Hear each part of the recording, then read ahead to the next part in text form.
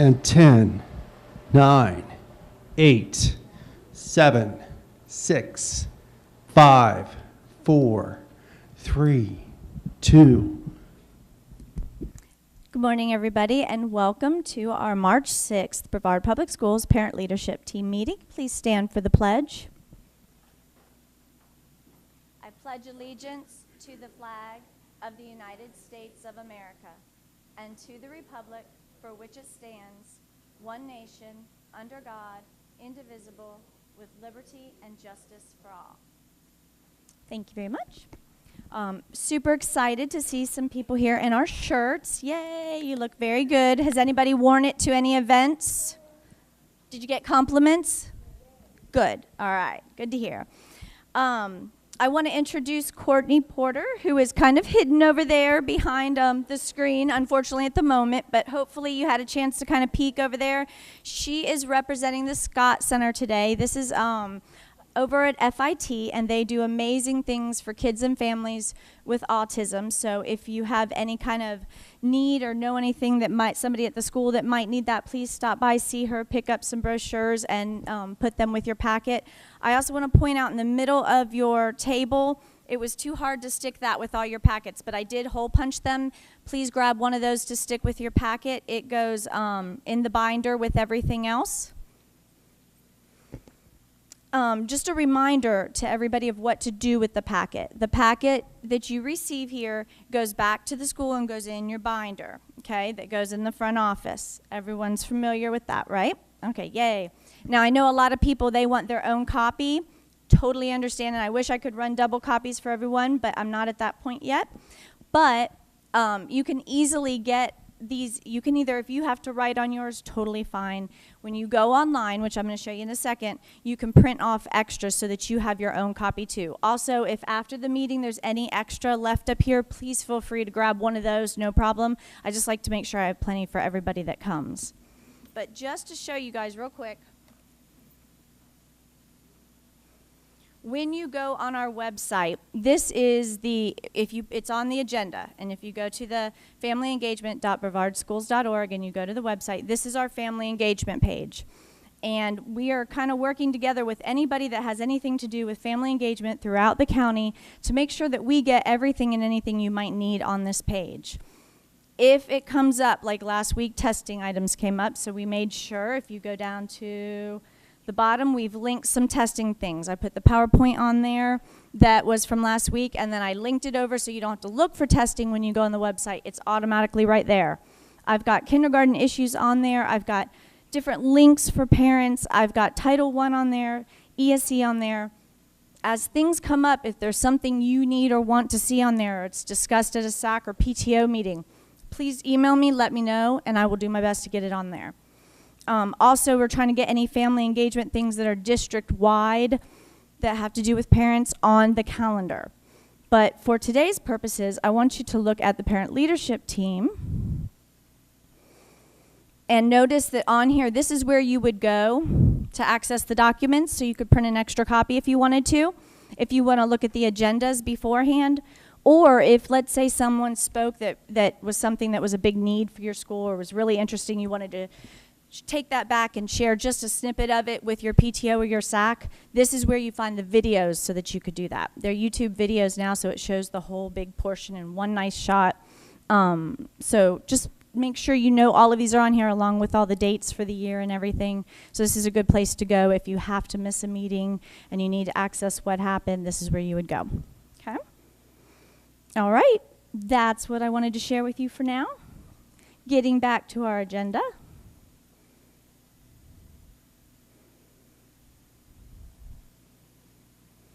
All right, I have Ms. Heather Price here, who's going to talk to you about Brevard Virtual.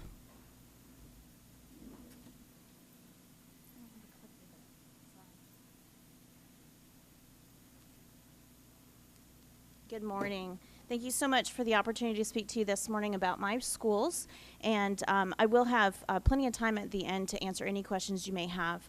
I am the administrator for Brevard Virtual, but I also serve as our district's liaison to Florida Virtual School. So although I do not work for Florida Virtual, I probably will be able to answer most questions related to their program as well. So to give you a little bit of background, some people ask, why does Brevard even have a virtual school? Well, for one reason, it's required in statute. Every district in the state of Florida is required to have certain programs and options available to our families. And then there are some additional things that we do in Brevard to serve the needs of our students. So I actually have 4 different schools. Each of them is designated by the state, so it would be a lot easier to have them all in one, but I'm not allowed to do that. So I have 4 different schools that offer our families a variety of different services. I do cover all grade levels on the full-time side, and then I have part-time options for grades 6 through 12. We actually just celebrated our 5th anniversary. We have been around since February of 2009 when we received 22 students from a state-run program. So we opened our doors in February of 2009 with 22 full-time students and no part-time students. In February of this year, we had 142 full-time students, and we tend to average between 135 and 150 full-time students each year. And our part-time enrollment is where we have seen the most growth. This year, we have served over 3,380 students, and that was since February. And so this number has probably already risen by about 200 or 300 students as we continue to offer part-time services. Our full-time program provides our students with synchronous and asynchronous instruction. That means that they have activities that they can do on their time in whatever time of day they would like to do. And then there are also activities that are at a set time with their teacher and some of their peers. For our full-time program, our students and our teachers work from home every day. They are, our high school students are eligible for dual enrollment, so they can be enrolled in our program and be taking courses at the college. And for our high school program, we do offer a high school diploma. Although our students are working from home, they are not classified as home education. They are public school students and fall under all of the same promotion requirements as other students in the district. Although our children are working from home, we do offer a number of face-to-face activities. For example, we offer open labs at our site, which is at Clear Lake, the former Clear Lake Middle School in Cocoa. In fact, I have an open lab happening right now where I have teachers on site who are there to help their students face-to-face. We also offer some opportunities such as a writing club. We do Jump Rope for Heart, and on Monday, 2 weeks from now, we will actually be doing our first induction for a National Junior Honor Society and a National Honor Society. Our students are also involved in the community. We do an annual volunteer water station at the Space Coast Marathon, and we have participated in Keep Brevard Beautiful's Trash Bash. And our students are also eligible for athletics at their zone school. 2 of the children who are on the All Space Coast swimming and diving team are actually Brevard Virtual full-time students. All of our families who apply for our full-time program are invited in and sit for an hour-long one-on-one intake meeting. That allows the family to ask all of the questions that they may have and to make sure that they are making a decision that will meet the needs of their child and their family. Virtual school is very different, but for some of our families, it is the perfect solution for whatever education program it is that they're looking for. We open up our application window on April 1st for our August enrollment, and then we also do a mid-year enrollment.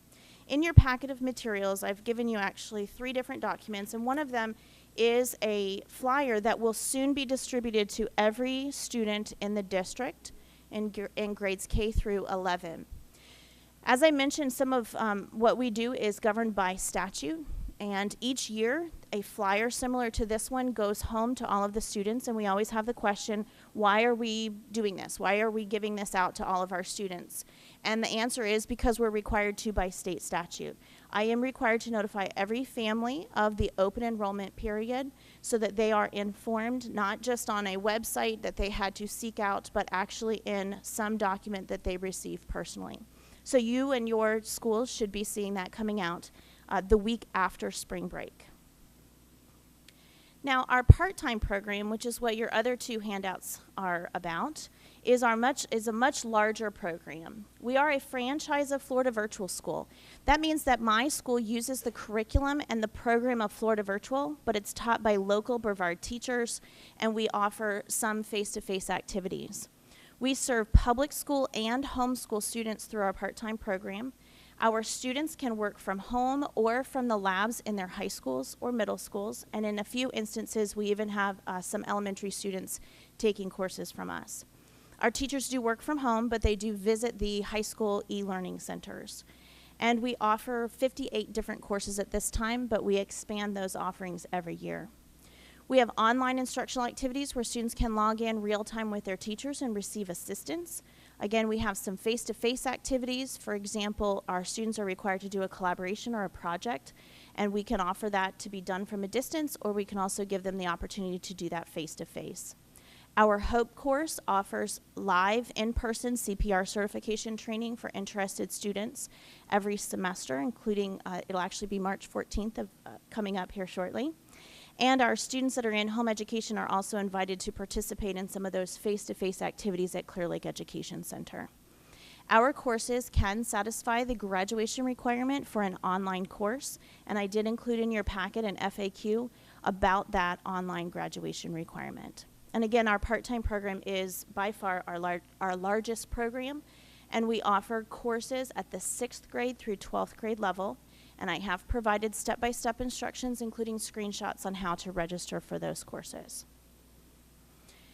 Last year, we offered a summer school program for the first time. It was decided late into the school year, so we did not have much advance notice, but I am excited to tell you that we have been approved for a summer school program again this year.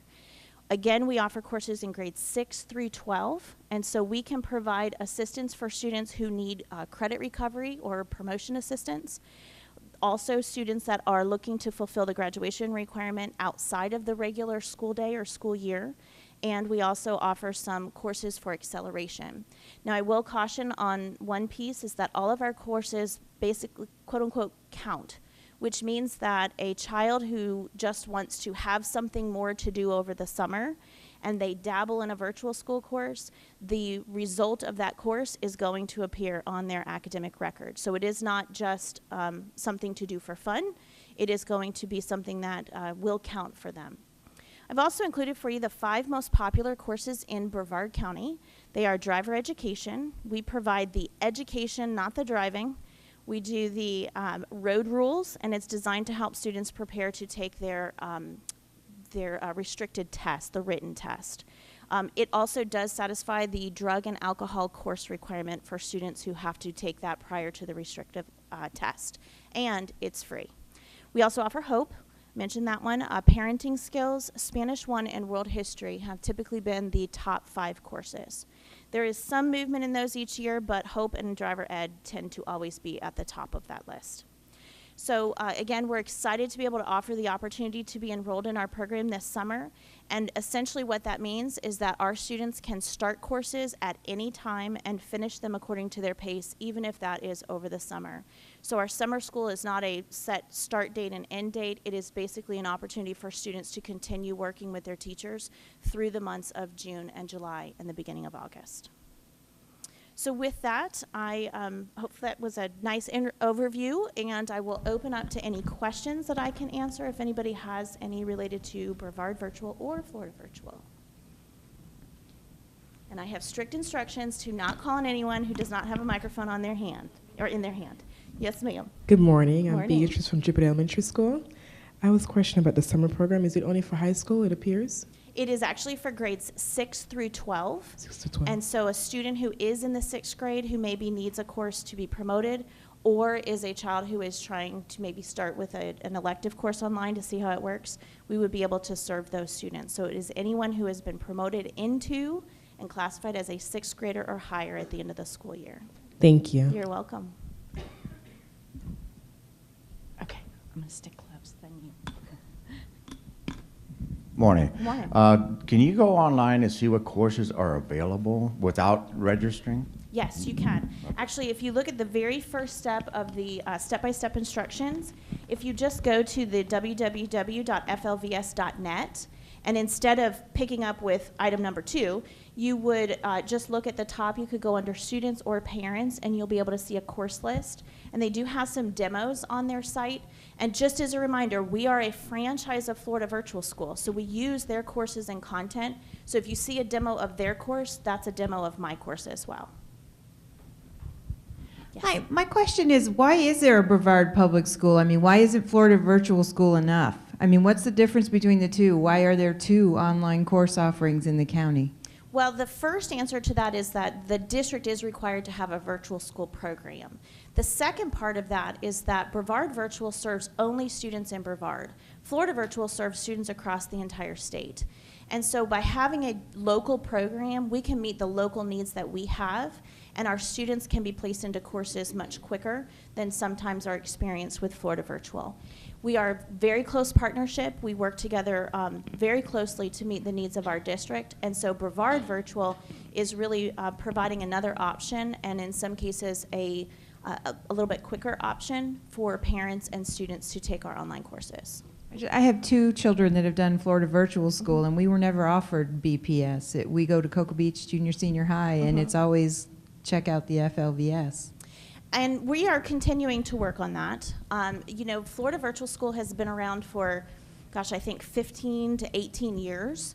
And so I like to say that they're kind of the brand name program in the state. And so sometimes it's easier to say, you know, give me a Kleenex rather than a tissue, because you're used to that brand name. And so we are continuing to work on that. The step-by-step instructions that I've given to you, which were just provided to principals on Wednesday, and will actually go out to every guidance counselor later today, gives those step-by-step instructions on exactly how to choose Brevard Virtual.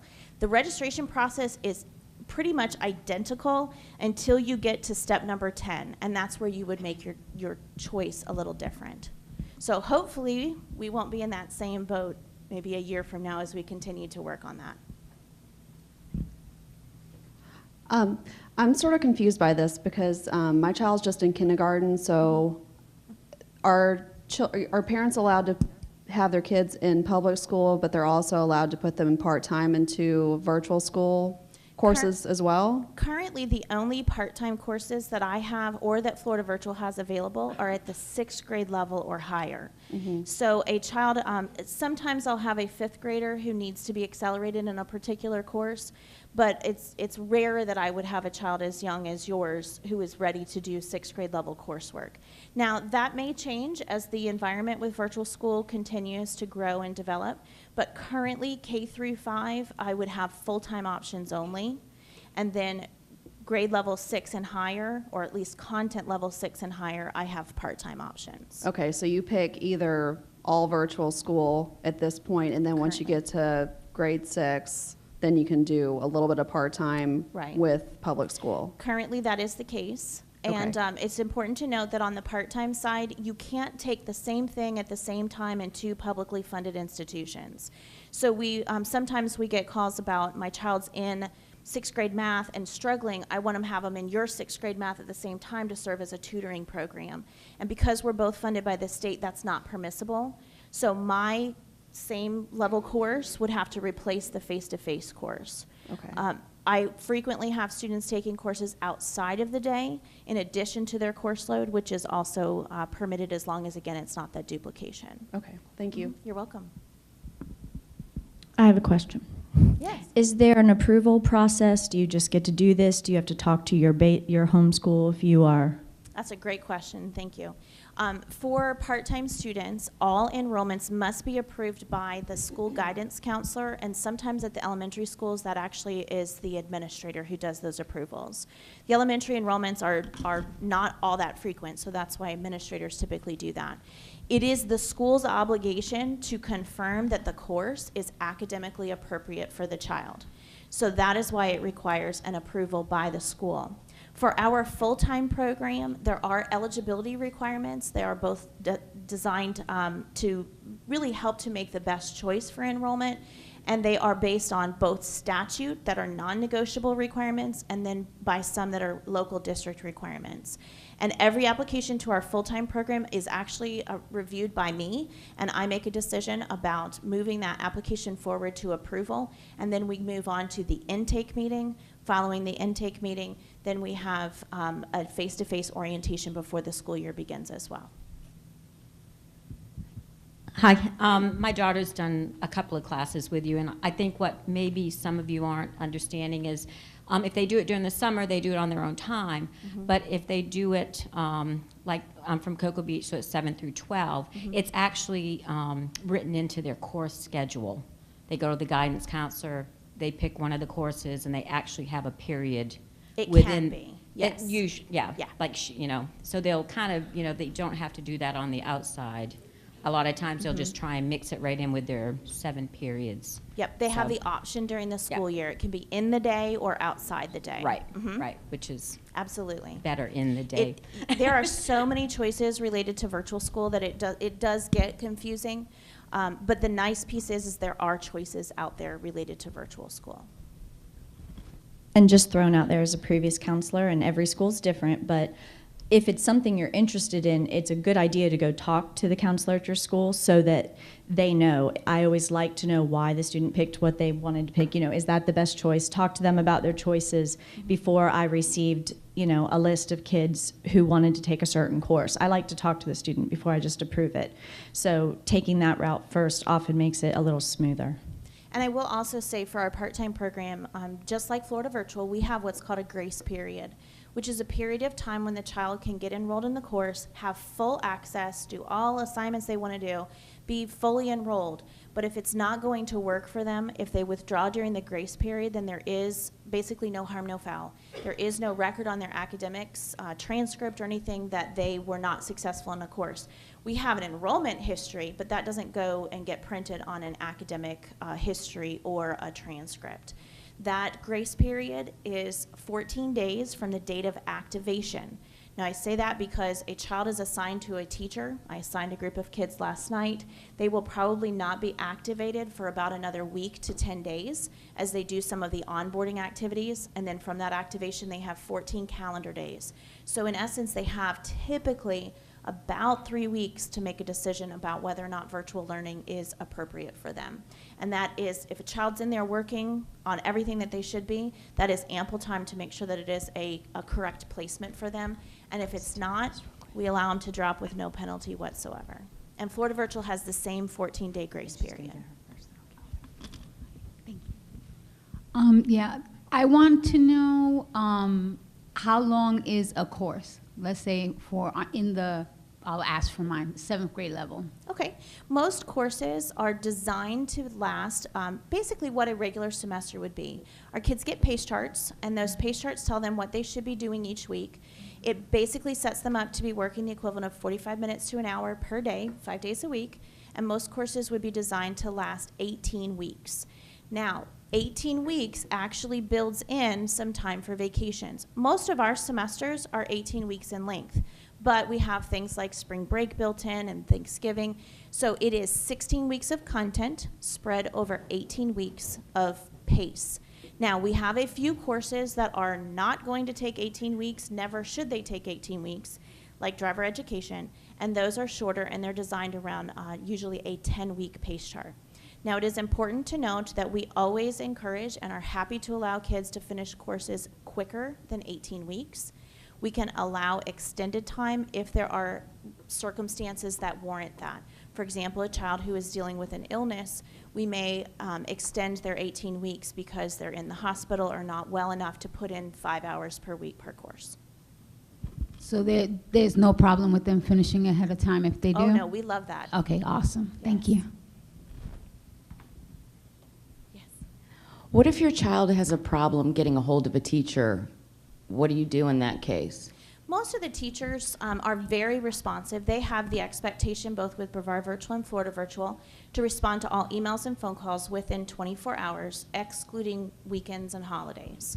If you have any concerns, if you're not feeling that the teacher is as responsive as they should be without reason, then you would want to contact that teacher's supervisor. If it is a Brevard Virtual teacher, that's me. If it is a Florida Virtual teacher, then on your child's announcement page, there will be a section that says either contact my principal or my instructional leader, and that is the equivalent of their supervisor. Mm-hmm. I have a 3rd grader who is interested in speaking a second language, and he would like to take Spanish. I see that you offer it for 6th through 12th over the summer. Is that something where you would allow a elementary age? I mean, Spanish isn't something that I think you should limit to a sixth grader. Is that something that maybe he could get into, or, you know, maybe third, fourth, fifth, that kind of age? The content itself is written at the sixth grade level or higher. And so in order for a child who is under that grade level to be approved for that course, the school that the child is currently enrolled in would need to determine if it was academically appropriate for the child to take a course at, in essence, a sixth grade classroom. And so your school would need to look at your child's academics and what they have demonstrated at the school to make a determination of whether or not that was appropriate for them. Any other questions? Okay. I have on the screen, you have the information about how to get in touch with us. You also have the website on the flyer. I do have a great staff who is available to assist should you have any questions. I have a guidance counselor. I have a coordinating teacher and myself, both work 12 months out of the year, and I have great staff members as well. So if you have any questions, please do not hesitate to contact my office or your guidance counselor or your administrators. Thank you very much. Thank you so much, Heather.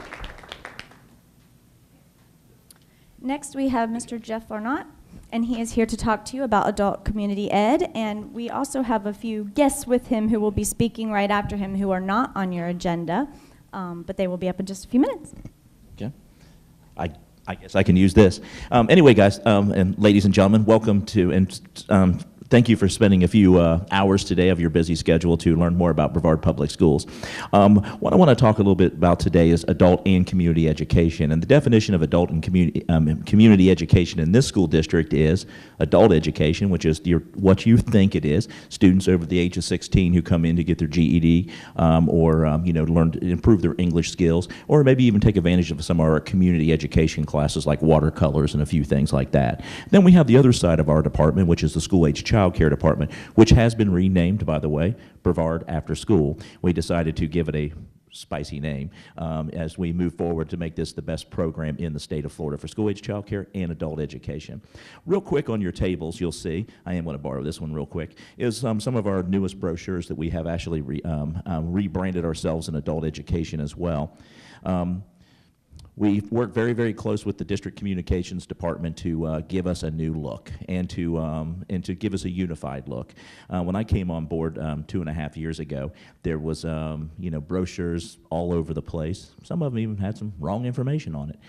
But we've actually decided to come up with one unified look. And also on the back, you'll notice our social media pages. We definitely would love for you to follow those. We're very proud of the fact that we have the most followed adult education's social media pages in the state of Florida, and potentially the United States. So definitely go on and look at some of the wonderful stuff that's going on. There's a lot of pictures from graduation. We do have a full graduation. The diploma looks exactly like the diplomas that students would get at the regular high school as well. Now, within adult education, there is several programs. One is the Adult Basic Education and GED program. Those are the, students want to come in, take the test, and move on with their life. That's probably about 1/3 of our students. About 25% of our students are your typical adult high school students. It is like high school. Students have to get the 26 credits, pass all the state assessments, and have the 2.0 GPA. And that diploma is exactly like you would get at Melbourne High, Titusville High, Cocoa High, or any of those particular things. And then our fastest growing population is our ESL population, adults who've recently came to the United States trying to learn English. And that is a growing part. Currently, we serve about 4,000 students a year, and we also serve about 800 students a year through our co-enrolled programs, for students who are currently in high school. We do offer availability for students over the age of 16 who need to catch up on a credit if they are behind or they've didn't pass a class before. and or and they can take up to 2 a year. So I just recommend that if you know a student in that situation, just have them contact your high school guidance counselor. We do have 4 campuses throughout the county. We have one in Titusville, which is at the old South Lake Elementary School, which is now South Lake Education Center. We're also, like Mrs. Price, housed at the COCO at the Clear Lake Education Center. That's that's our central campus. That's where my office is at. And we have a location on Babcock Street right across from Melbourne High School, behind the, I guess it was the old Beef O'Brady's. I guess it's some other pizza joint now. Over at the old Florida Marketplace, we're in the back. That's our largest center. And then we have a center at Palm Bay High School, which is an evening-only program. We do have day, afternoon, and night classes at 3 of our centers. We only have night classes at Palm Bay. So definitely check it out on our website, too, which is brevardadulted.com. We changed that to make it easy for you to find us, and it does link right to the district's webpage. And, of course, a lot of the good stuff's on the social media sites as well. And that's a little bit about our program. We have about the 6th largest adult ed program in the state of Florida, and I think we have the best one. We've actually had 18% growth over the past year, while the state of Florida was down about 2% in adult education. And a lot of that's from aggressive marketing, and also we're up about 42% in the number of instructional hours that we have given, that we've actually worked with students. So that's a good thing. That tells us students are sticking around longer, students are completing more. So that's we consider that a crown jewel in our efforts to make this the best program in the state. Costs. People ask, how much does it cost? It's $30 per semester. There is no out-of-state fee anymore. The state of Florida dropped that during the last legislative session. So $30, and our central area, we're now taking credit cards, debit cards, and everything. But we should have debit cards and credit cards at all 4 centers by the end of this semester. And the GED test, people ask that all the time too. How much does that cost? It's about $128, I believe, was the last figure I got. And you could take it one section at a time. If you know somebody who needs their GED, tell them that you got my card. Tell them to give me a call personally if they have some questions about it. And that's a little bit about our program. And I also want to bring up our guests here, Carrie Smith and Todd Frascino from the school-age child care side, to talk a little bit about that. I know they're 2 different worlds. It was odd for me, but there's a great group of people I work with here. I'll take that, sure. Good morning, everyone. Oh, we got to do this again. Good morning. Good morning. Oh, that's great. We are now Brevard After School. How many of you have children in pre-K anywhere up to 6th grade in this room? And do you know that we have programs at every one of our elementary schools? It's amazing. Real quick, just wanted to share that our mission is really to have a safe environment where children can learn through disguised learning and engaged in so many fun activities. A lot of people still call us Educare. Remember from the past, there's Educare. And some still call us now school-age childcare. But moving forward, it's going to be Brevard After School. We really want to make differences in children's lives. That's what we're about. And there has to be that disguised learning piece where they're having fun with engaged programs that are teaching them, but with hands-on experiences. That's very important. And we really work very closely with each and every administrator at all the schools to really kind of bring that school day into the afternoon. So with that said, we are here to celebrate the fact that we are going out on an all-marketing blitz for summer camp. Okay, yes, I know spring break is coming up. We want to talk to you a little bit about summer camp and really get you excited about some of the amazing things the children are going to be doing this summer. Now, you do have a flyer in your packet. Well, I was able to get that in there. It's in black and white. But please, if you look right behind us, you'll see the colored banners that are going to be going up all over our elementary schools. And so we're very excited. I also want to share with you that we also are on social media as well. We're on Facebook under Brevard After School. We're on Twitter, Brevard After School. And we are also on Google+, and finally, Pinterest. Now, Pinterest is fun. Who does Pinterest in here? I know they're called boards, but I call them a box of joy because I really now have gotten involved with this, and it is amazing. But what we do is we put together these boards of amazing projects that you can do with the children after school or with your own children. And so we're taking each month, and there's a lot of times like this month. Is it Easter? Is it St. Patrick's Day? What do we do? So in each month we've set up we've gone out and kind of found some of the most fun craft ideas, healthy eating recipes out there that you could share with your family and have fun on a very low budget. We're very thrifty like that. We love to find the least expensive crafts that we can do. So without further ado, I would like to introduce Carrie Smith. She's overseeing the summer programs, and we are very excited to share with you what we have this summer. Hi, I'm Carrie Smith, and I really don't like microphones. So if I could put this down and just raise my voice, that would make me feel better. Okay, can you hear me? Yes. They need the microphone for recording. Okay. That's what I do with microphones. I sing. I just go into another world. A microphone, I don't know. I'm going to be personal with you. That helps me get through this. The black and white in your packet, if you flip it over, it does have our costs. Our costs are $90 a week. You will find that that's very competitive with our competitors. If you have a child that just needs to be dropped in, it's $40 for the day. Children that are already registered in the program, you do not have to pay an additional registration fee. If your child never attended the school year program, then yes, when they begin, they do pay the $25 registration fee. Todd said it, we are now marketing. I would just want to thank Mr. Arnott for pushing me. Carrie, go spend $5,000 and market. No, Mr. Arnott, didn't you see our We're Going to Legoland sign last year? I said no. He missed it. Okay, well, I thought it was great, but we spent money on marketing. In my hand, we actually have pre-registration. This is hot off the press. I said, please just print us a few so I can bring the color. We spent the money. They're absolutely gorgeous. And the best part, there's a little tear-off sheet that you send in, and now we can look your children up in our computer system. We can get you the right registration paperwork.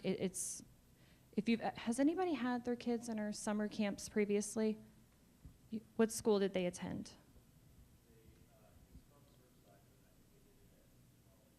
Okay. Now, this year we do have a camp at Surfside.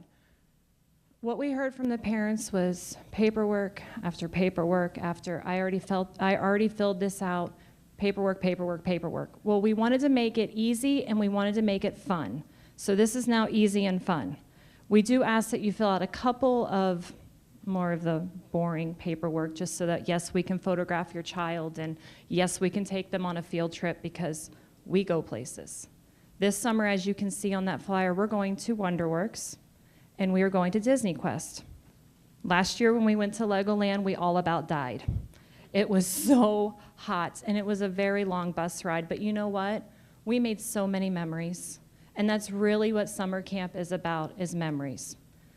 We have 7 locations. I'm sorry it's not on that flyer, but not on what you have, but on the back of these pamphlets, which are going to be at every single elementary school. I think we ordered like 3,000 of them. It has the 7 schools listed. North to south, I'll go through them really quickly.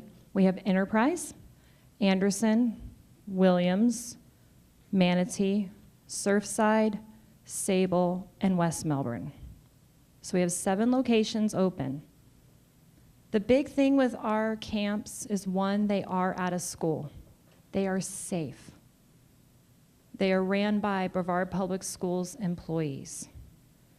They follow the rules. It's a familiar campus for most children. But the unique thing is, it really becomes summer camp over the summer. One of our biggest things is when that parent pulls in that driveway to drop their child off, that it does not look like school. We do not want that. But in the same breath, we don't want to miss the connection of being housed in a school to where there's not great learning opportunities, because our people can do that. So is there any questions? No? Okay, so what I would like to do is leave these for you. Like I said, they're fresh off the press. We did order 3,000 of them. They're going to be at your schools, all 55 elementary schools. Yes, Ms. Gruby?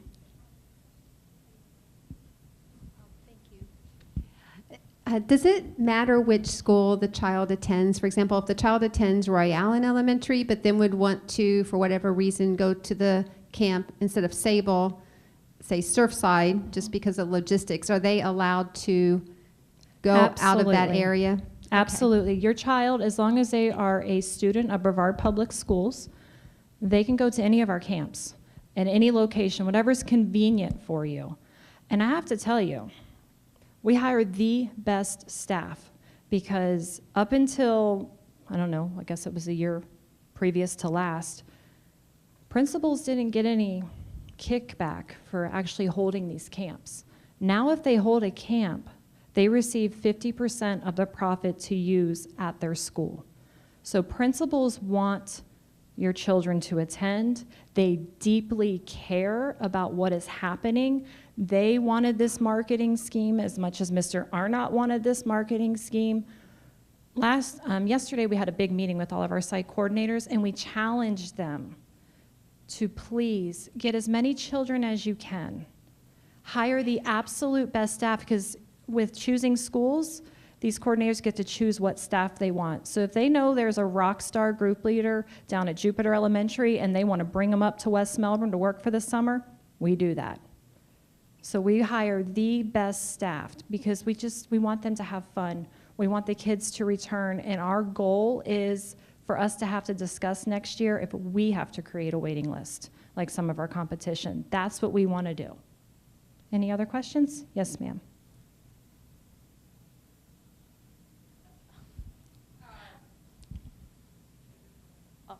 One question is, if I pay the registration for the summer, will I then have to pay a registration fee again in August for the following school year? Great question. No, you don't. So like I said, if you paid it already this year, it carries you into the summer.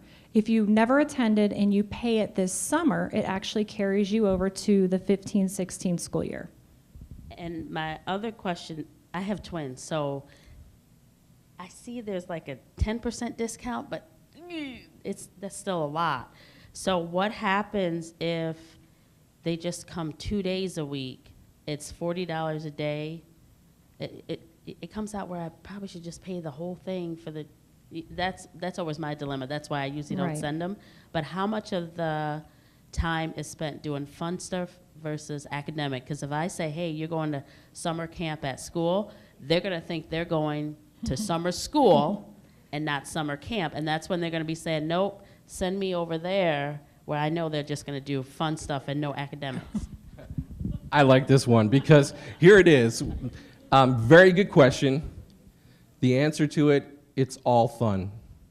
Every single day, every moment that's planned, because again, we call it disguised learning.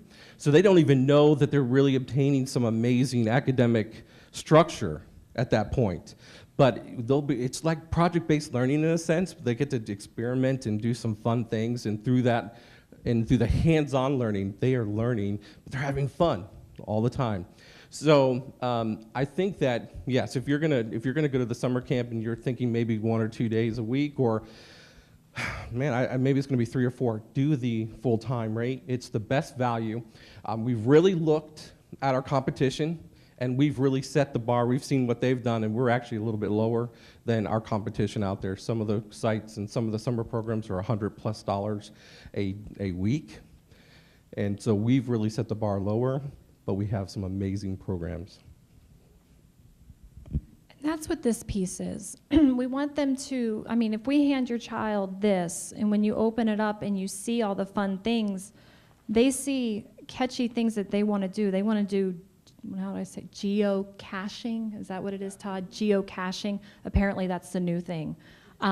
They know what that is, but as a parent, you're reading in here, oh, they're supporting STEM, hands-on enrichment, student leadership, which is clubs, but we put those kids in charge. We empower them. We carry on. We are an extension of the school day. We don't miss a beat with that, but we're not doing spelling tests. We're not writing journals. But you know what? We're coding. We are coding on computers. We're doing really amazing things with science, with math, with arts, with performing arts. We're doing all of that. They see this and this is fun. This doesn't look like school. This absolutely does not look like school. All those registration paperworks and we're going to Legoland, that looked like school. It didn't look like any of the competition that is our highest competition out there. This is going to help us with the kids. And those banners in every, or almost every cafeteria, the kids are going to get excited. We were almost worried that they'd miss the mark. Like that doesn't look like school-age childcare. That doesn't look like us. But if you guys can help us get the word out, and like I said, there's going to be so many of this, and we even kind of threw in little rubber bracelets for the children. So when the kids pre-register or parents pre-register, they're all going to get a little bracelet, and kids love that.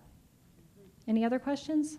I have one question. Is there an opportunity for high school students to earn volunteer hours over the summer? Oh, yes. Okay. We love bringing in the high school students. They have to definitely go through the front office before they can attend and make sure, you know, they have their background check, just like any other volunteer. We don't ever leave them alone with the kids. Little kids love big kids. And it just works out really, really well. In fact, we've had them every summer, and we have them in our after-school programs right now. And yes, we will sign off on those Bright Future Bright So who Future do they hours. contact if they're interested in doing that? This, You got my card on the adult ed thing. Just email me, and I'll get it to the right people. So. Okay, thank you. You said this is elementary age kids? Yes. So what about entering kindergarten? Would they be eligible to do the? I believe 5 out of the 7 sites that are open take children that have completed VPK and are entering kindergarten. Okay, and do you divide the children up by age in the camp, like, or is it everybody lumped together? The little ones are protected. Okay. They are protected. Okay. Yes. All right.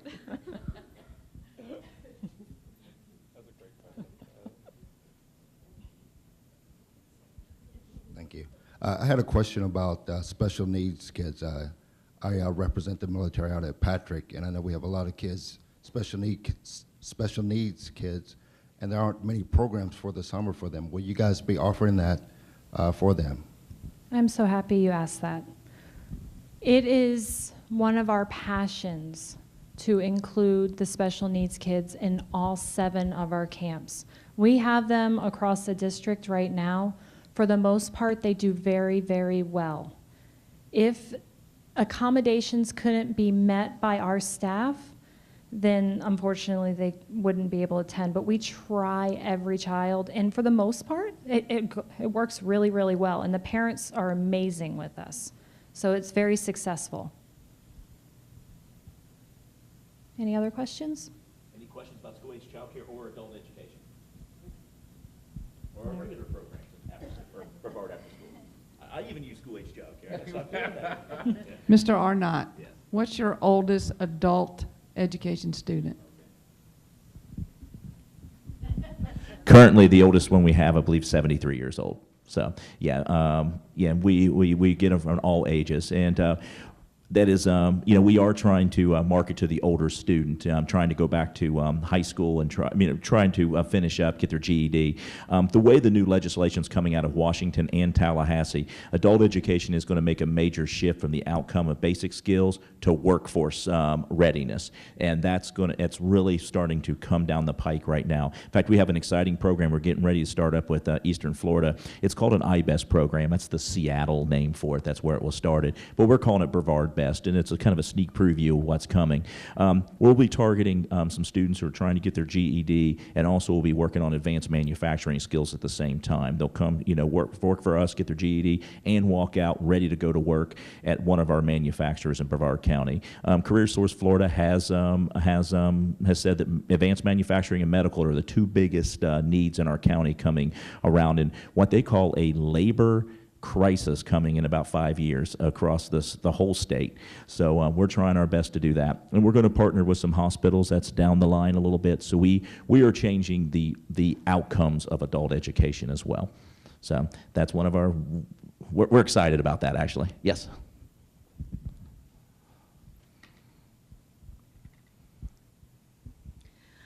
Hi, I just wanted to know for some of the kids who may have had struggles or whatever, when the school year ends, they get a fresh start. Is there any exclusions to the summer camp?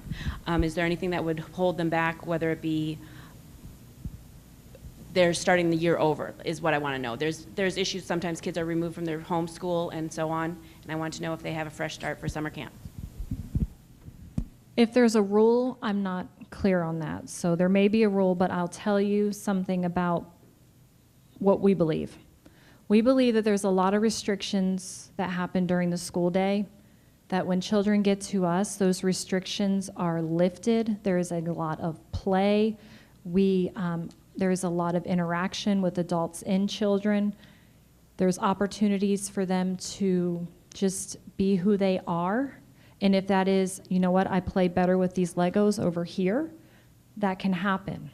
So we generally do not have to dismiss children from our programs unless there's some type of safety concern or it's just not fair to that student. And that's typically it. I don't know what the rule is if a child has been asked to leave a school, how that would carry forward to us, but I can find out. The only exclusion I can think of would potentially be an expulsion. That's about it. So.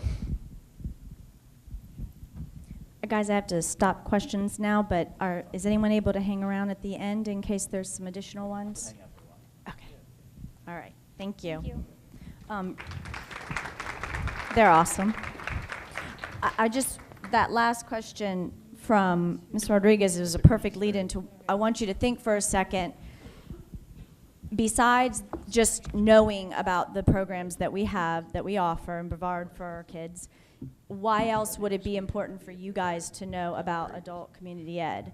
And what I want you to think about as a parent leader is our schools are communities, are like a larger family, a bigger group that we belong to.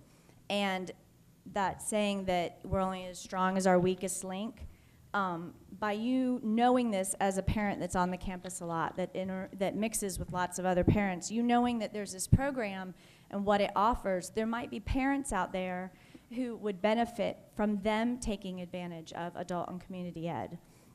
So for our kids at our school, the better off their parents are, the better off all the kids are going to be. So keep that in mind, that having that kind of information around and thinking of not just educating our students, but educating ourselves as parents and being the best that we can be and making sure we take advantage of all the opportunities out there, that makes our school a better place too.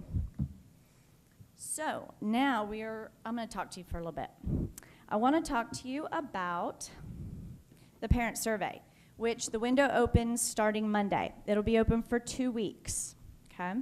Now the schools, they know everything they need to do. They're on board with this. But they get going and they have lots of things they're trying to do. So since this is one of those things that's really ultimately to benefit us by giving us that opportunity to get our voice out there so that we can see the things that we need to make changes on or improve or keep, so that they know what we're thinking, I want to try to involve us in the effort to make sure that we get as high numbers from parents as possible.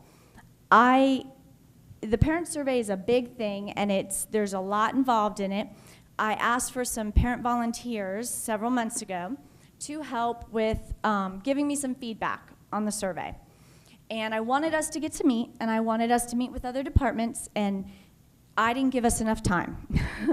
It's a much bigger beast than I truly realized, and there's so many things connected to that parent survey that is hard often as a parent to realize the many places it's used and where that data is used. It's tied to grants, all kinds of things. So changing certain questions isn't always as easy as it seems like it would be, but I had a few parents volunteer, and they gave me such thoughtful, insightful information. I couldn't be more appreciative of how in-depth they looked at it and all the information they gave me.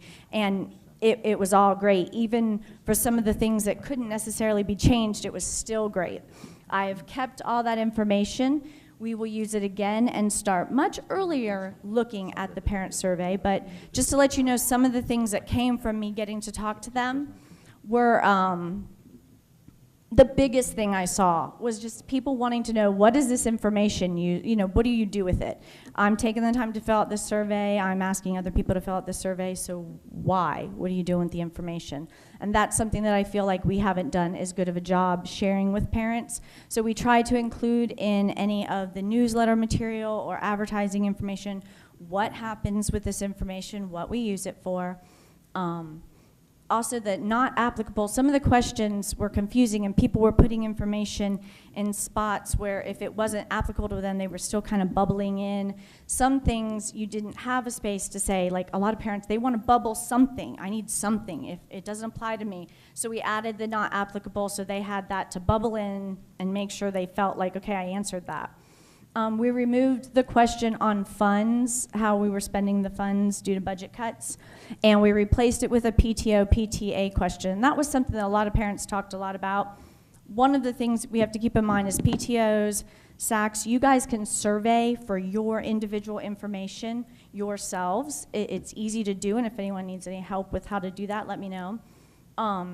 The information needs to be, that we obtain, needs to be things that better the whole school, not just help PTO do a better job necessarily. So I couldn't add as many questions as was kind of requested for that, but I was able to give something that kind of shows, because in my process, I'm in the process of trying to put together a master PTO list, and we have a lot of schools without PTOs or PTAs.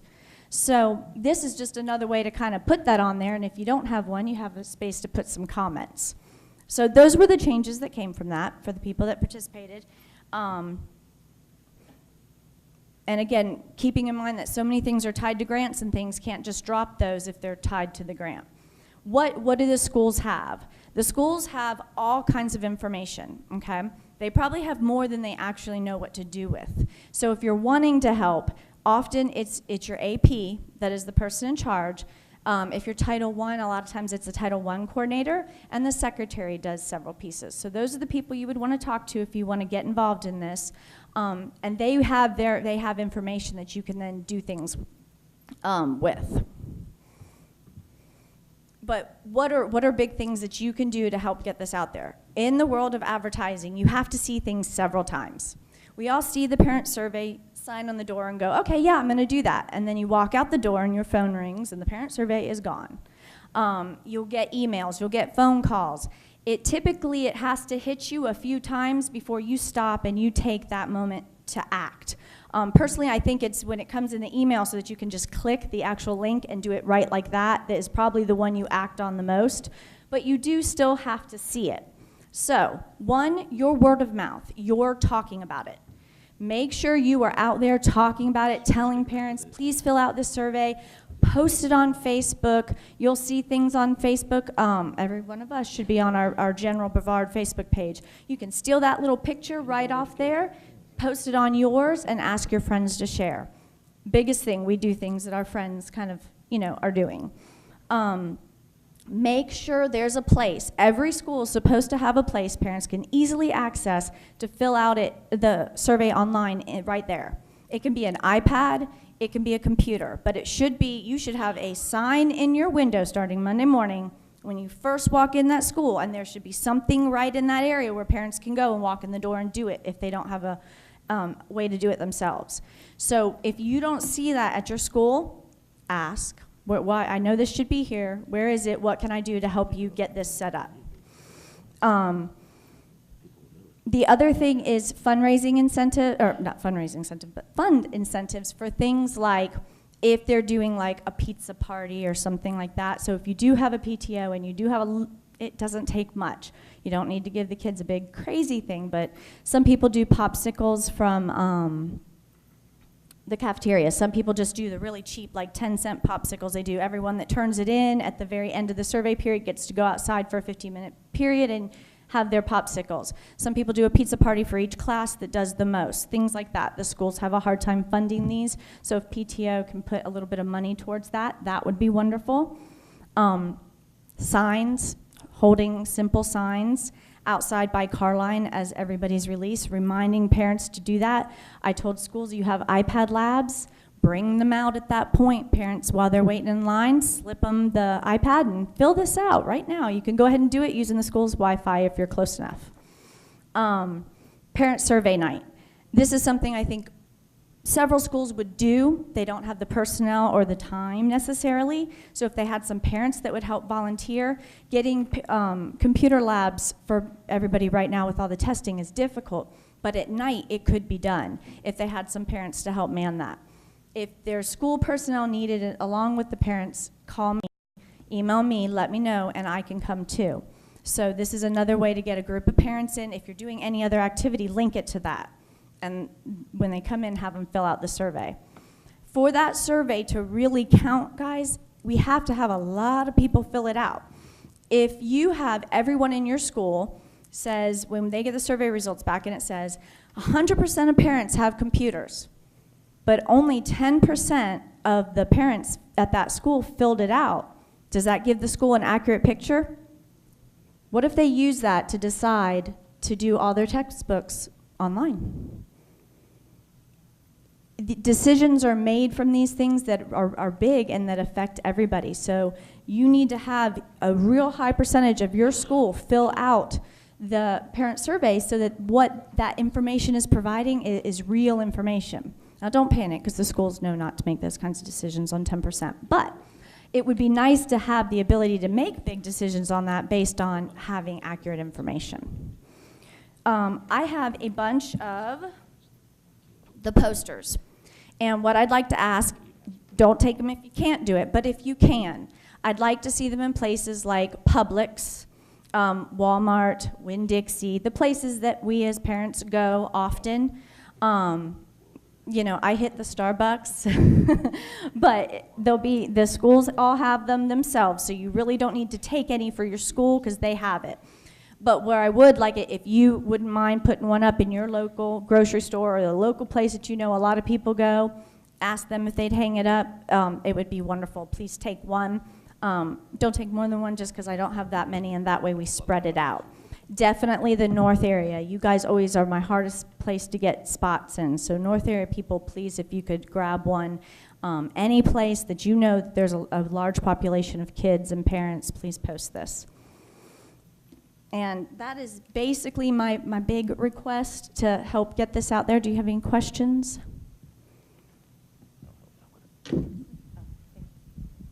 Oh, look, we're putting him to work too. Being a grandparent, I'm at the school all the time. Can I take this survey? Heck yeah, you can. You fill Okay, that out. I just want to make sure. Yes, sir. My question is about the turn-ins. Will our school know a percentage of how many? Yes, they will. They will definitely know. So we can ask our secretary or our AP?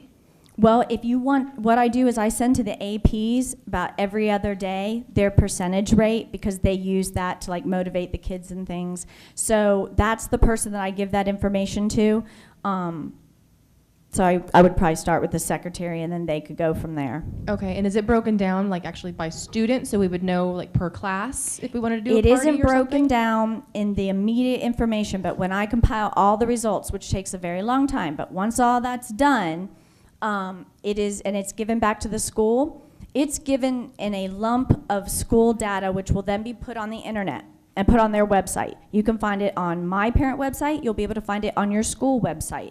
It should be shared with your SAC. It should be shared with your PTO. If it's not, ask why. Ask how you can help make sure that that information gets shared out. If you need the information or your principals or anybody at your school needs it broke down any other way, you want to know how many third graders, how many seventh graders, I can break it down that way.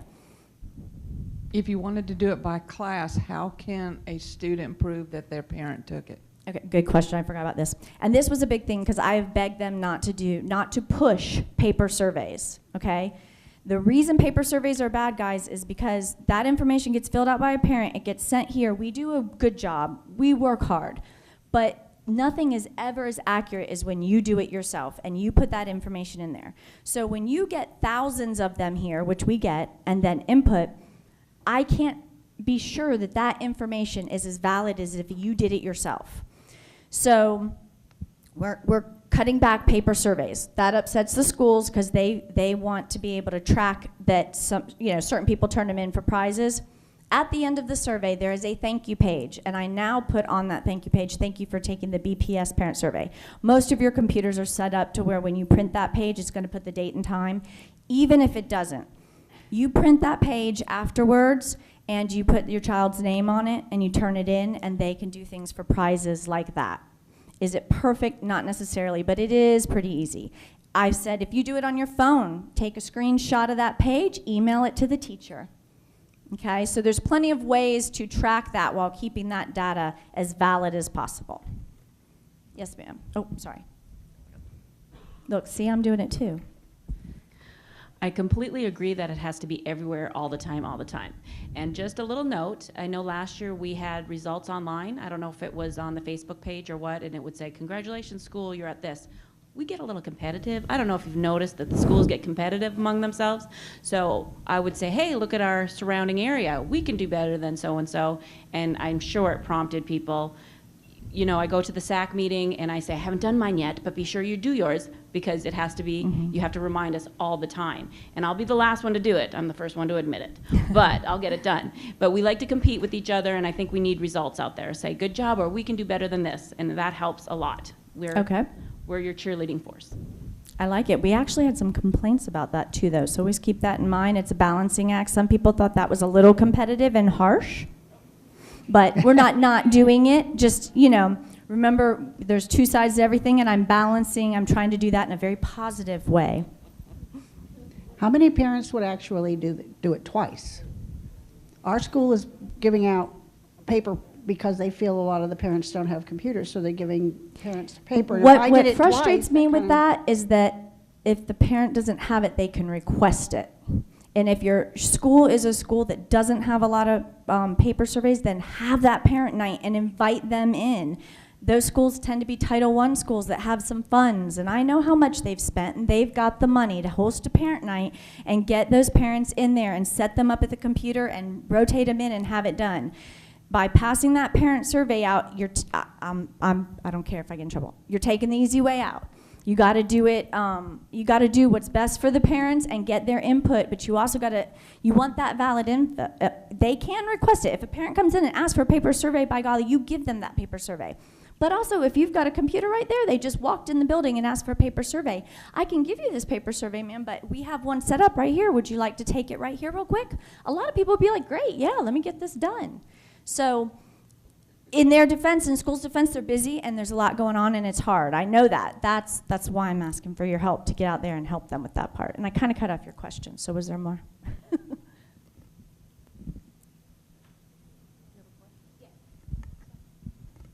I have more of a statement, but when I was in the Title I school, Title I was wonderful with that. And we hosted a night that, you know, the adage is if you feed them, they will come. You know, so we would feed them. That way they don't have to worry about cooking dinner. And then we got the parent survey done, too. So, if you feed them, and if they are preaching at the schools to tell your parents, when my child comes home and says, Dr. Dunkel said that you have to do a parent survey. I don't get to do anything else in my life until I've done what Dr. Dunkel told my son I had to do. So, you know, reiterate those things to the admin and the staff at the school so that they know those are the things that really kind of often, with the little ones especially, grab us. Are Title I schools allowed to provide food? I do believe there's something new that I don't know if it's you can provide snacks but not a meal, or. It's not new, and they have to provide information, so you can't just put people in there and not give them some kind of information, but that's really easy to do. There can be a mini training there with that, and training piece and when I say training, if you sit everybody down and you explain to them what the parent survey is and what the data is used for, you just informed and trained some parents, and then they can be filling out their survey. So that's when you can have that food piece. And if they need any help with that, they can call me or they can call Javon Blum, and we will find a way to make it work. Just clarification on that. I'm the Title I contact at my school, and there has been a shift with that recently. And regarding the food piece, we can do snacks and drinks as long as it's tied into parent involvement. But as far as a whole meal or something like that, However, PTO can get involved. So if your PTO wants to fund a little something more substantial, like pizza or something like that, that's something you can work with your PTO. Or those Jersey Mite Nights that a lot of people do, those Right. funds can be used for food, or maybe Jersey Right. Mike's will donate some subs. But with Title I, it's pretty much snacks and drinks tied in with the activity.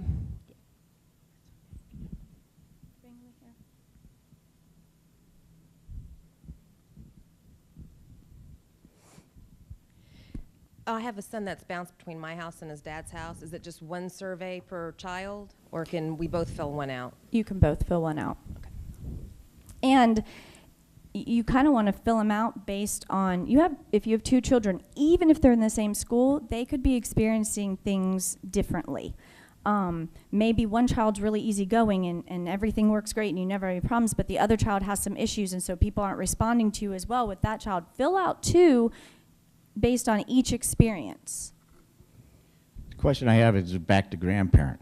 Now, my daughter will fill out a survey, and I fill out a survey. Now I'll give it to my grandkids. I got two. What does that do as far as the scoring or the credit? I mean, will it double? I mean, you're trying Are you to... talking like for class incentives? Yes. I think it should count that you filled it out. It's not going to necessarily, they're not individual prizes, so it's not going to matter, but it would count for your class, yes. But is there any kind of, at the district, is there any kind of survey or accumulation of how many parents do it and that type of thing? I mean, to your records. To some degree, I mean, is it throwing off our data if we only want to know about parents? Yes. But our goal is to know about any family member that is actively involved with their child and how the school is going. So don't worry about how that's going to look. It's not a ton of people, you know what I mean? And I think in this situation, having a separate survey for you guys would not be necessary because you... Right, no, I know. Unduplicated data is going to happen. We've all submitted things 2 and 3 times when it's, oh yeah, did I do that? Do I remember doing that? And then you may have done it a second time. We're always going to get duplicated data. Mm-hmm. All right, anybody else? Thank you so much. And again, please know you can call on me with any help you need, me helping you help them, whatever you need, let me know. All right, have Michelle Irwin here to talk to you about some cool community relations things. Oh, I jumped the gun, actually.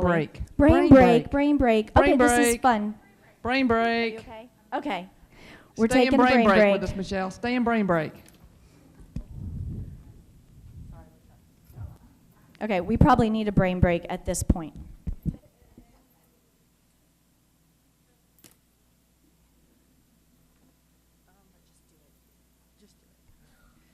Good morning. My name is Rachel Winston, and I will give you the short version of my title.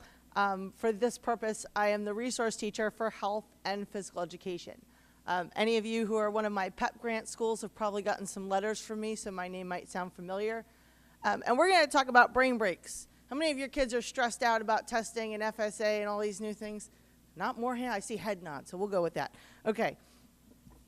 Ooh, there we go. All right. So brain breaks is important. Just take a look at that for a second. It says a lot.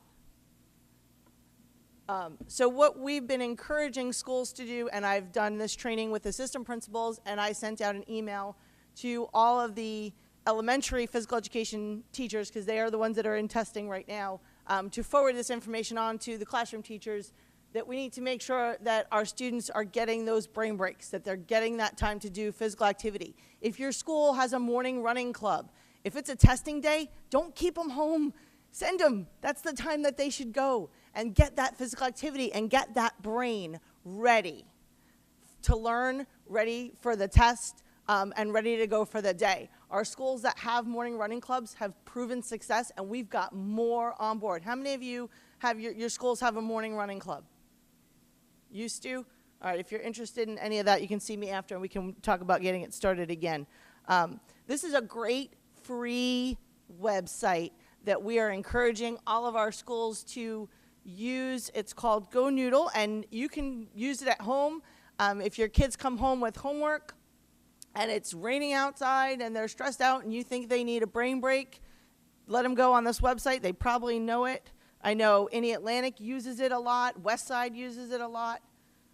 And you get a little avatar guy, and we're just going to do a quick activity. They've got all different kinds of activities. Are you a dancing crowd or a yoga crowd? Zumba, we're a dancing. I like this group. Okay. All right. Anybody? We don't have a lot of time, so let's see if there's a short one. But you can see that there's a whole bunch. This one looks pretty short, so we'll wipe out. All right, stand up. You're not sitting there. Up, up, and push your chairs in.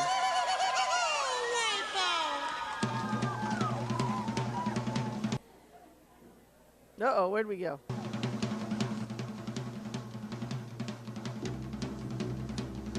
Yep, just follow along. Where's the volume?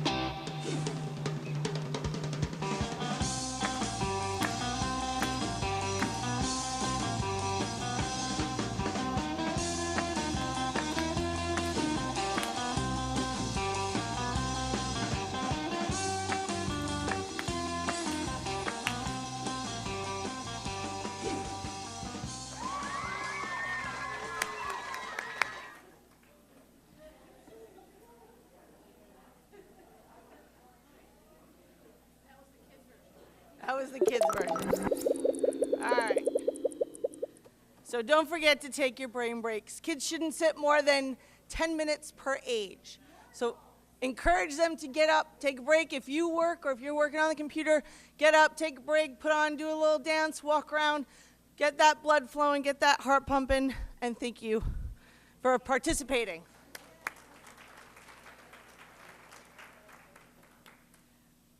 I'm open to all bribes about the fact that that was videotaped, just so you know. So see me privately afterwards if you'd like me to blur you out. So I'm here today. I love to come and talk with you all and to talk about some of the different initiatives that we're doing in community relations. And one of the ones, so today I wanted it to be kind of fun and positive. So you all get EdConnect, that's our community newsletter, but we also have a digital newsletter that we send out just to our employees called the Storyboard. In the Storyboard, we took a theme, we wanted to have some fun with it, so we took a comic book theme with that, and one of our regular features is what we call our, I don't see it up here, hold on, what we call, I think Mike's probably going to come running out here in just a minute to help me. is we call our superhero segment. And in our superhero segment, what we like to do is, I'm going to take that down for a second. Sorry, guys. We like to feature, here comes Mike.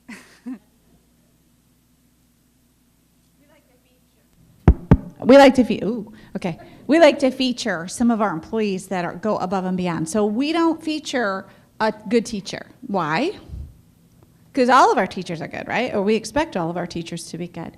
So what we ask people to do is to tell us about some great things going on in and around Brevard Public Schools. So I wanted to share this with you because you all are in the schools and you often see some of these things, or you're talking to different teachers. And it's not just teachers, it's anybody. One of my favorite superheroes, I think it was our first one that we featured, was a bus driver. You might have read about this in the Florida Today. Bus driver who saw a toddler walking down the side of the street unattended, stopped, took care of it. That's a superhero in our eyes. So we make it really fun. We surprise our superheroes. We actually have a cape. And I know, and it's corny and cheesy, but everybody loves it, especially when we go into a classroom. The kids absolutely love it. I think this is like, I always get them to do their little superhero stand. And anyways, we go in, surprise. The only way somebody can become a superhero for Brevard Public Schools is if somebody else nominates them. So you all have my contact information. If you know somebody who's going above and beyond the normal duty of that they were hired for, please let us know about it.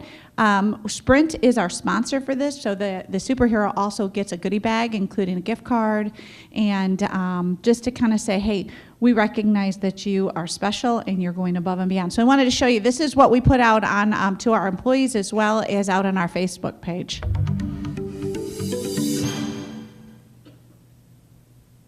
We're at Melbourne High School today to present the BPS Sprint Superhero to Denise Dubrowski Buchanan. Coach DB, hello. You are the BPS Sprint Superhero of the Month. Get out of here, we're just doing yoga. We weren't expecting. Let's get her dressed up. I do Spartacus Legacy Dog Rescue, and it's all breeds of dogs. I am a foster home, and I am presently fostering Maxwell, and he is a pit bull. I've adopted out 53 dogs through my rescue. Happy Dog Rescue! Again, on behalf of the district and all you've done, we've worked together 15 years. Yes, we have, a long time. You've been a great role model for our students. Thank You've you. done so many great things, not only at Melbourne High School, but within the Melbourne community that we're very proud of, so congratulations. Thank you very much. So I wanted to share that with you just as one of the different initiatives that we have going on here to really try to build a positive culture and community in and throughout Brevard Public Schools. So other than that, and I know we're waiting, there he is, Dr. Bingley. I was just curious if there are any questions for me today. Were you dancing, waiting on me? No, we were just showing a superhero. That was what I wanted to do today. Any questions for me? After you missed the dancing, by the way. I do too. Should I go get the cape? Do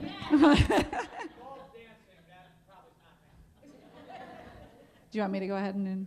So we have Dr. Bingley's ready to come up and speak with you. Okay. What? Yeah. I got to be on the Space Quest machine. Okay. Well, okay, so I may not be necessarily my vivacious self. I've had 7 hours of sleep in 2 nights and a ton of stress, as you probably read. But yeah, I've been named the lone finalist in Plano Independent School District in Texas for their superintendent vacancy. So we'll see. I mean, just to let you know what I've let everybody in the organization know. In Texas law, there's 21 days that has to occur, so I am just that. I am a finalist right now. They can't take any formal action for 21 days, and that's just the way their law is. So,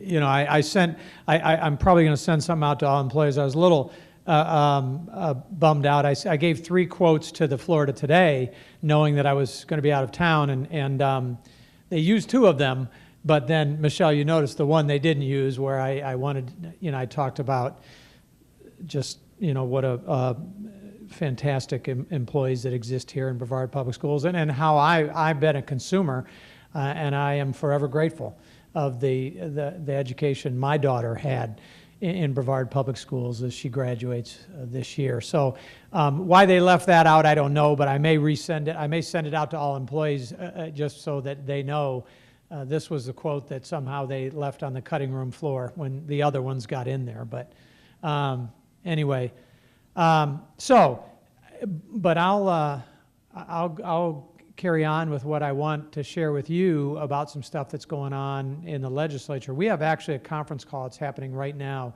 with Mixon and Associates, who are lobbyists for a lot of school districts. I will tell you one thing. There was a bill that was filed in the House that it has a language in it that says no district can start before August 10th. Now, that's pretty significant because it's pretty early in the session, and it's moved forward pretty quickly. And if there is not kind of traditionally there's been a tourism lobby that has really fought early start calendars, and this really isn't that early from what we've had. But it would, the long and short of it, it would allow us to use, I think, calendar A, basically, which is the one we want to use, which would have our kids starting on the 12th. So we'll keep you posted on that. We would love to see that move quickly. I think we shared before that there was talk that the legislature understood that this year, particularly with the Labor Day where it is, and there was just universal screaming from all places that they would do something early in the session, and this might be it. So there are other bills. Debbie Mayfield filed a bill that had 21 days or something to that effect, but August 10th would just be a pretty cut and dry, clear kind of early start offer, if you will, or ability for virtually every district in Florida. So we'll keep everybody posted on that. With regard to the accountability, I wish that I could give you clarity on that. Through the last couple of years, I've said I have looked like Nostradamus because I told our delegation there's a mess coming a year ago, and then I was able to go back over there in December and say, well, here it is. I told folks a while ago that you can forget about that 11th grade reading test. That's going to be gone. That was an easy give, and you could see that coming.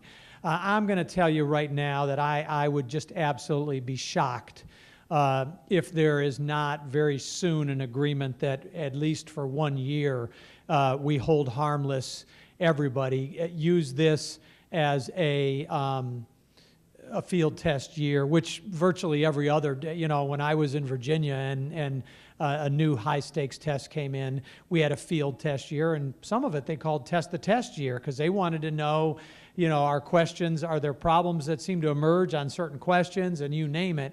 I just think given the challenge / debacle we've had in the writing, if they weren't going to do that before, and I believe they were going to, I just think that's a give that they're going to try. And to be very candid with you, I think they'll do that and then try to say, now everybody stop opting out and all that other stuff, and let's have conversation about where this should go. So I would really be very, very surprised if that does not emerge. But there are bigger questions. I mean, the fundamental question, and what I shared with our legislative delegation, and I shared with you, is that I don't think asking for more time to do something you don't think is right should be our platform. And it wasn't. I told them that, if you want to put 20%, and we had this conversation last time, right? Didn't we? That, we count, it can count a small portion, but no test is good enough to have the kind of consequences for kids and teachers and schools that this has. It's not. And really the fault isn't so much the test, which I happen to think from what I have seen of it is really pretty decent. I mean, I think if you want to try to measure kids in much more kind of critical thinking standards, then this test probably helps to do that. It's the decisions that are being made from it. It's how we are using it, in my mind, that is the real challenge, and that's the discussion that has to happen, and I think is happening. So we are one of the things that is getting a lot of angst. Right now we have very few third grade opt out, but there are pretty significant consequences that the Department of Ed has said will occur. Kids who have not had a score or got a level 1 or 2 on that test or failed it, I'm sorry. We've always had a retention for many years, right? The no social promotion in third grade. But we've always had a portfolio process that we can come around the table and include that score as well as other things and decide, well, this child probably could benefit from being retained and having another year. Or no, we think we can get this child ready and they can move on to fourth grade. And we've done that for a lot of years. The challenge is that the DOE, in response to this, to a question, directly said, if there's no score, then there's no score. I mean, you can't have a portfolio process. People said, are you saying? Now, I am going to be contacting the commissioner and requiring them to give us some some clarity on this issue, and send that to me via email or in writing or something, because our people are out here trying to do what you are directing us to do. And we're facing, the brunt of that. And it's not a lot, but it's something we're wrestling with. So I don't even know. I'm pretty good at reading the tea leaves up there, but it is just all over the place. And they're trying to hang on to an accountability model that they think is right, but they know darn well, they've heard from all of you all, that, well, this isn't right, that's for sure. And so there, I will tell you, in one of the bills that the House just filed, a lot of the consequences, like intervention requirement, if a student gets level 1 or 2, there was language where they put it back on schools and said, but if you guys think they don't need it, okay. That was a bill that was just recently filed. It was 70 pages long. And embedded in there was a lot of that. In other words, when districts are saying, let's take away some of the more mandated consequences that are emerging from this testing process, the House response in at least one filed bill was to say, well, maybe we'll just give you guys latitude, and if you don't want the consequences, we'll give you a workaround, more or less, is the best way I can describe it. But whether that ends up being what is, it's too early to tell. Because the Senate was really driving this train in the beginning. And there are a couple very powerful senators, Don Gates and Senator Simmons, who are really upset about how this is all unfolded, and more with the Department of Ed, certainly, than with school districts who are just out here trying to comply with a law they created and directive that DOE has given us. The writing test, and this is kind of what frustrates me. I don't know, am I being recorded? I always ask that, don't I? I should say, you should say whatever you want. In 21 days, I guess I can. No, I shouldn't. But I shouldn't have said that. No, but it gets frustrating because the commissioner will. We had a conference call at day one, and it started off. Many students have been able to do the test. Some have not.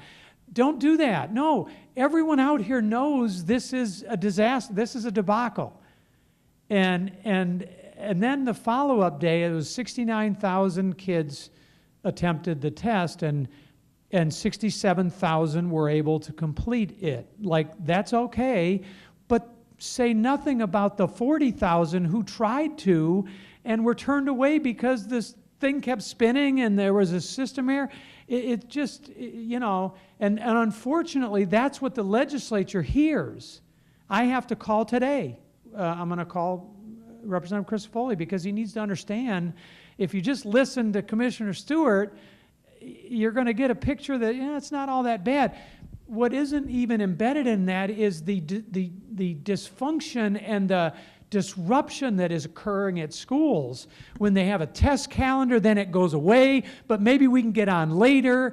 It is nightmarish for a large school. And the fact of the matter is, with the stakes as high as they are right now, this is unacceptable. You can't, you know, this, if it were just a diagnostic test and there was a lot of really low stakes to it, you know, then maybe you'd say, okay, well, we can bring them back. But that's not the case here. You can't have such high standards, and which really then says you put such a penultimate emphasis on this one test and then have it like this. It's just unacceptable. And it's not going to be. And nobody, it doesn't matter, nobody will have faith in the results of this test that we're just going through right now. Nobody will. We had kids that were writing and the test paused, and so they kept writing, and they could see their writing. Well, I'm doing good. But it wasn't recording anything. And now, there's not a lot of that, but it doesn't matter. It really doesn't matter. A 10th grader, this is a barrier test. And a barrier test means it's a barrier to your diploma. So it can't happen, not once. And there are other things but really the primary thing was we couldn't log on even. And that was something. And the real challenge for us all is that this pales in comparison to the load that's going to come in just a few weeks. You know, this was really just a small number of grade levels, one test. You know, it is a massive, and the DOE would say it's not a bandwidth issue, but there's some kind of load issue because later in the afternoon, it became a little easier when, you know, everybody's not trying to do it in the morning. So that just screams, I'm no techie guy, but that's a load issue, it seems like to me.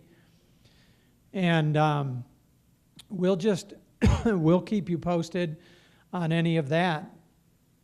And with, as far as the budget goes, I've already shared with you guys, we just completed all of our community forums. We also had all of our principals weigh in really on Monday. We're going to begin pulling all that, and if there is a list, and there will be a new list, because some things are going to be added. I've already heard from so many folks. We're going to put media assistance, additional hours. Where that will go, I don't know. I mean, in the end, we'll have to prioritize that where it belongs, at least to the best of our ability, and ultimately, board will weigh in on that. But what I will tell you is based on all that input, we will do yet another, version of that list where some things might get prioritized a little differently, some things might get added. I don't think anything will get pulled off because we already pulled off the things that a lot of our internal and external stakeholders said, you know, I don't think that's something we should even have on this list, as opposed to the things that are much more important. Not surprisingly, compensation for employees remains number one on the list. And again, I remind everybody that we can't put a number there, but we can conceptually say, this is what we believe the first thing that should happen with any new discretionary money.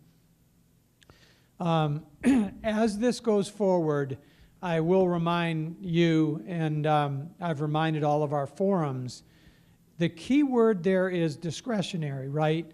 Because, as you know, when we get our funding from the state, yeah, I had a bottle of water, there will be some that is categorical, which means the state will tell us how we have to spend it. Now, if they tell us we have to spend it on something that's on our list, a la compensation, well, then all the better. But if it's not, we have to spend it the way they say.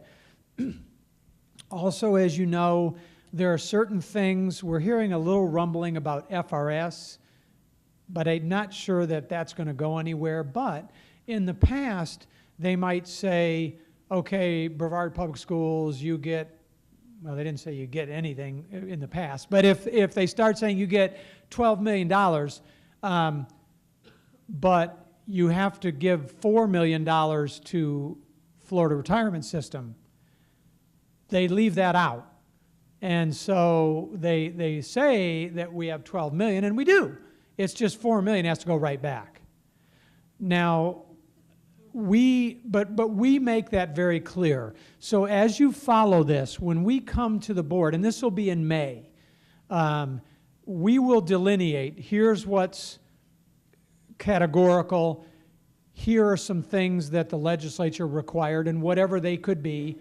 And then that tells us that we have this amount that is discretionary, that now we can look at this list we've tried to strategically work on for months and begin discovering, where we believe those resources should be deployed. So we make that very clear in the board meeting so that when we're only spending $8 million on the list, but the legislature said they gave you $13 million, that's why, okay?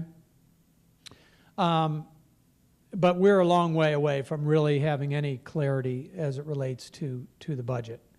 And in fact, for early in the session, it's really the accountability stuff that almost ironically, kind of pushed the budget on the back burner. I mean, that's hard to imagine when over half the budget is K-12 education, and they've kind of laid that aside to try to deal with this accountability issue because they know it's exploding out there. So with that, I'm going to stop and is someone running a microphone? Oh, you are, okay. Is this being recorded, by the way? Yes, sir.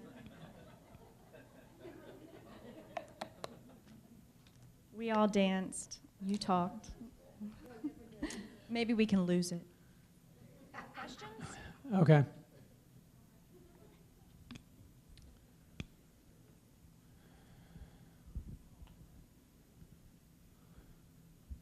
Just a real quick one. On the testing portion, I know there's concerns of technology accountability. Yeah. Are there concerns at this point? I know way back when I was in school, you took typing. I guess I have concerns of these kids now. They have to get in front of these, their computer and try and type everything.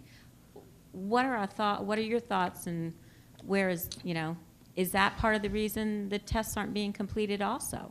Well, early on, the Superintendent's Association had absolutely that concern.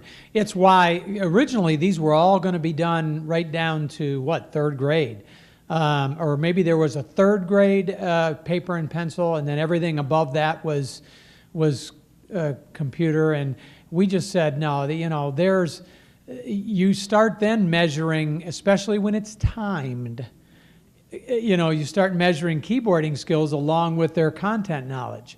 And so that was why they went, we had paper and pencil all the way, through the 8th grade, right? 7th grade, yeah. Okay. And so that has been, yeah, it's been a real question mark. You know, again, my previous experience in Virginia, these were untimed. So, I mean, a child could write all day if they wanted to. But on the flip side of that, there's a lot of angst over how much time kids are in the testing arena, you know. But I will tell you, in Virginia, we had kids write the better part of the day. So, yes. But the answer is yes, it is an issue, and it's been one that has been conveyed. Go ahead, I'm sorry. That's okay. I just had some positive feedback about the testing this week. I have a freshman at Satellite who just took it Thursday, so I know earlier in the week they were unable to do it and they'll be rescheduled, but the rest of them stuck to their schedule. And she was concerned prior because it was typing and she wasn't sure. She said, I'm not good at that. But then yesterday she came home and she said it was great to be able to type it because she was able to do most of her essay, and then when she was doing a counterpoint, she said she was able to go back and add it in there. And I think the kids, with the unfortunate amount of time they spend on the media, I think they're better at typing and using keyboards than they know. So yeah. She said she had plenty of time and she was the last one done and there was plenty of time. Yeah, so that's her feedback. We have heard that it, you know, it doesn't, and remember, these are different. These are not the prompts so much. These are looking through some sources and then writing. I think it's a far better way to kind of measure whether kids can take information and write something in a powerful way. Much more in line with what they'll have to do as they move forward, whether it be in college or the world of work, than, you know, write something about a person that you think is famous and why, or, you know, I mean, it really is. And yeah, there are some advantages. I think I shared with this group before, in Virginia, one thing they found, because people worry about sometimes our children with disabilities, it actually was better for them in mathematics particularly, because if you've ever opened the testing booklet in math, man, there's a chart here, there's a graph here, and for some kids that is just overwhelming. Online, it was one question at a time. That's all they're dealing with, and you go on to the next one. And so we actually found that in mathematics, it really was much better, particularly for some of our kids who just, that book, oh my gosh, I can't focus on this question because I'm seeing this graph over here, and I know there's a big paragraph coming up, and you name it. So there are some reasons why this can be positive. The reading one was a little challenging because you had to keep toggling back and forth to passages, but I think that has gotten better as well. So I'm glad to hear that, because we do think the way they are asked to do the writing is better than it used to be. Okay. I'm just switching gears here. I just want to say thank you for being such an enthusiastic, compassionate leader. Thank you. And I'm really sad personally. I read last night online that you were leaving. So thank you. And I'm curious now, when will we know who replaces you? What's the process? Is there an interim person? Yeah, well, again, until the 21 days, everything kind of stands, because, you know, just because I'm a candidate, a finalist, and that's what I am. Well, I can still. But so it really is until that they can take formal action. But it doesn't mean, I do believe that our board will begin now going into executive session and discussing, do they want to do a national search, which then you put out some RFPs for bids from search firms. I mean, it was a search firm that contacted me about this job. No, they, you know, kind of knew that they thought it would be a real good fit, and so that's how it plays out. But it really is too early to speak for the board. I haven't, you know, I do believe that that is what they will do. And that can move relatively quickly. I mean, but but as you know, search firms come in, they will have, chances are you will be a focus group. By virtue of you already in place, I would be shocked if you're not sitting with the search firm and saying, here, what is the profile of the next person going to look like? I mean, that's what they do first. They build that profile that they think they want, and then they use that to say who fits this that we are aware of. And I think that's where it's going to go. I do.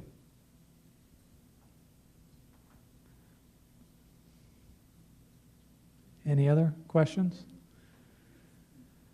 Because I even have 5 more minutes, actually, but. I know we still had some questions that we didn't have answered before for, I believe it was either adult and community ed or the, let me say this right, Brevard After School. Does that question still exist? Okay. Well, then let me say thank you. Thank you very much, folks. And to use 20 seconds, because I don't know, when's the next meeting? We have another one, don't we? Okay, because unless, well, you know, I really have, I should have said this. It was pretty important to me that when I talk with them that I want to finish through this year. I want to bring the budget in. I want to help make a transition as best I can. And that was pretty important to me, and I shared that with them, and they understand that. I think people respect that you don't, you know, if you'll leave the last place in a lurch, then you might do that to us as well, I think, is how that works. And they did understand that, so thank you.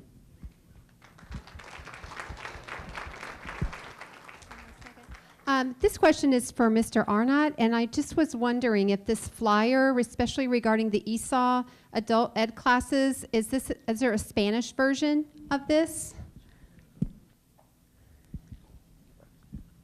It's in print. We don't have them out just quite yet, but we are going to come out with the different languages and everything. We're also coming out with them specific to this centers as well, and also for different programs. We're going to have an ESOL one, ABE one, GED one.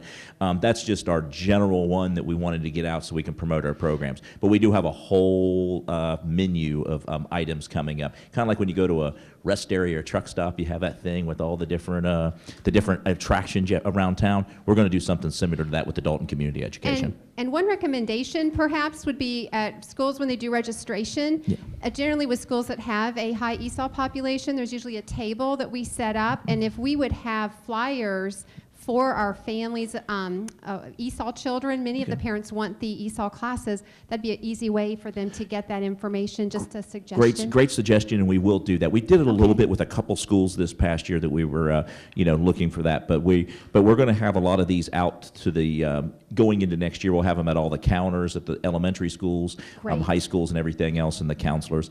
Yeah, it's part of our package. But that's a great suggestion, and we will definitely follow through with that. Thanks for your time today. Any other questions? All right, guys, thank you so much. Remember, next month our meeting is a little weird. It's the second Friday rather than the first, okay? And that's our last meeting of the year. Okay? Thank you. And check your spam if you didn't get your email this past month. It might be in your spam.